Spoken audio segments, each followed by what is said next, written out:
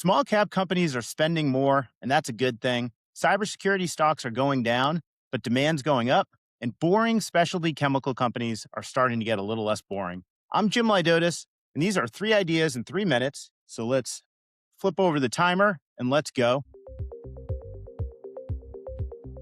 So, first, small cap spending. Companies spend when they feel good about the outlook. One of the things that we closely track is changes in spending expectations as earnings come through. Compared to just 2 months ago, spending expectations are much higher.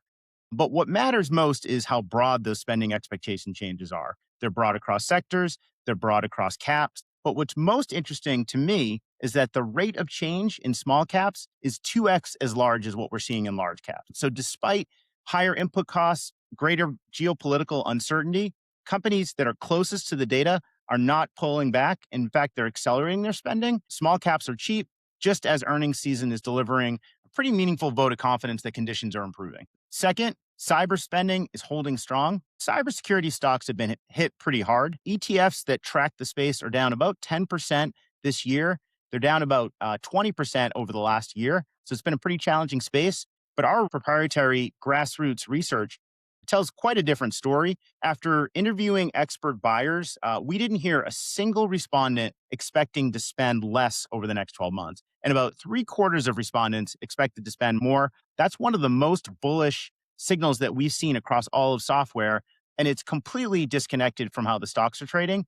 That gap is creating what I think to be a pretty meaningful opportunity in the cyberspace. And finally, specialty chemicals. So specialty chemicals, which are chemicals designed for a specific purpose, are boring. They're cyclically cheap, sentiment is awful, and nobody wants to talk about them right now, which I think is creating a pretty interesting setup. What people are missing is that while we are spending hundreds of billions of dollars building out AI data centers and semiconductor fabs in the US, people are not paying enough attention to where some of these critical chemical inputs come from.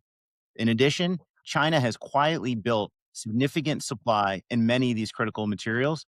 And that's a vulnerability that right now isn't priced into equity markets. So today, if you buy specialty chemical companies with the right semiconductor exposure, you're getting trough valuations with essentially 2 free embedded call options. So the first is housing. Housing activity right now is frozen. Permits are down over 7% year on year, but a single new home contains over 6,000 pounds of new chemical inputs. So when rates come down enough to unlock even a modest recovery, the pull through into the specialty chemical space could be fast. So you don't need a boom, you just need bad to get a little less bad.